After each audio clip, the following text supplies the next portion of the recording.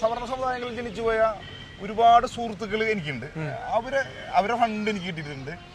അവർ കൃത്യമായ രാഷ്ട്രീയ ബോധമുള്ള സവർണ സമുദായങ്ങളിൽ ജനിച്ചു പോയവർക്ക് അറിയാം ഇത് ക്രൂരതയാണെന്ന്, അനീതിയാണെന്നും അത് അവസാനിപ്പിക്കേണ്ടതാണെന്നും. ഇതിൻ്റെ വേറെ പ്രശ്നത്തിനെങ്കിൽ ഇപ്പം ഈ അടുത്ത് ഞാൻ സുകുമാരൻ നായരുടെ പ്രസ്താവന വെച്ചു ജാതി സംവരണം നിർത്തലാക്കണമെന്ന്. അപ്പോൾ ചിരി വന്ന്, കാരണം വെച്ചിട്ടുണ്ടെങ്കിൽ 4 വർഷമായി സവർണ സംവരണം കിട്ടുന്നുണ്ട്, അത് ജാതി സംവരണമാണ്. അപ്പോൾ അത് നിർത്തലാക്കണം എന്ന് പറഞ്ഞിട്ടില്ല. ഇപ്പോൾ ജാതി സംവരണം നിർത്തലാക്കണം എന്ന് പറയാനുള്ള കാരണം വെച്ചിട്ടുണ്ടെങ്കിലും ഇപ്പോൾ ജാതി സെൻസസിൻ്റെ ആവശ്യം ഇപ്പോൾ രാഹുൽ ഗാന്ധി ഉൾപ്പെടെ പലരും പറഞ്ഞു തുടങ്ങി. കേന്ദ്രത്തിൽ പറയുന്നുണ്ട്, കേരളത്തിൽ മിണ്ടണില്ല. നമ്മൾ ജാതി സെൻസസ് നടത്തിയിട്ട് ഈ പറഞ്ഞ പോലെ ഇത്രേ ഉള്ളൂ, നായർ സമുദായം സാമൂഹികപരമായിട്ട് അല്ലെങ്കിൽ നമ്പൂരി സമുദായം സാമൂഹികപരമായിട്ട് വിദ്യാഭ്യാസമായിട്ട് പിന്നോക്കമാണ്, അവർക്ക് അർഹമായ പ്രാതിനിധ്യം കിട്ടുന്നില്ല എന്നുണ്ടെങ്കിൽ അവർക്ക് കൊടുക്കണം, അവർ OBC കാറ്റഗറിയിൽ പെടുത്തണം. ഇത്രയുള്ള കാര്യം. ഒരു തർക്കമില്ല. റിസർവേഷൻ കൊടുത്തു, വിദ്യാഭ്യാസത്തിൽ കൊടുത്തു, ഗവൺമെന്റിൽ കൊടുത്തു, അവർക്ക് റെപ്രസെന്റേഷൻ ഇല്ല, അവർക്ക് പ്രാതിനിധ്യം ഇല്ല, അവർ വളരെ പിന്നോക്കമാണ്, അതിനെ അവർക്ക് കൊടുക്കണം.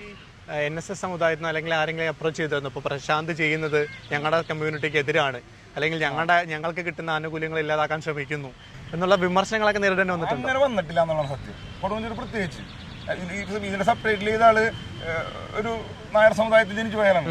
പുള്ളി എനിക്ക് കൃത്യമായിട്ട്, പുള്ളിയൊക്കെ എനിക്ക് ആദ്യം പറഞ്ഞു തന്നിട്ടുണ്ട് ഇതിനകത്ത് ചില അപകടങ്ങൾ ഇങ്ങനെയൊക്കെ ഉണ്ടാ. പുള്ളി സെപ്പറേറ്റ് ചെയ്ത് എൻ്റെ ഏറ്റവും അടുത്ത സുഹൃത്തുക്കൾ വന്നാണ് അഭിലാഷേട്ടൻ എന്ന് പറഞ്ഞിട്ട്.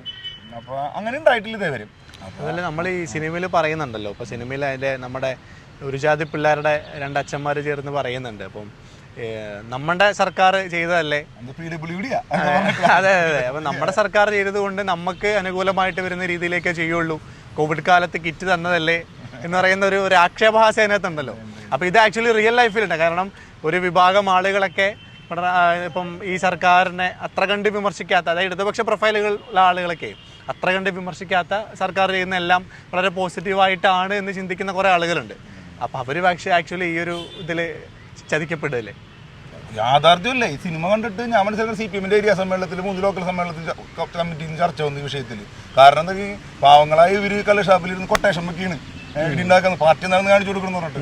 അത് CPM-കാരനായിട്ടാണ് നമ്മൾ അവതരിപ്പിച്ചേക്കണത്. കാരണം അവരുടെ മക്കൾക്ക് അഡ്മിഷൻ കിട്ടിയൊന്നും അതൊക്കെ വീട്ടിൽ നിന്ന് പറഞ്ഞിട്ടുള്ള ഇല്ലാണ്.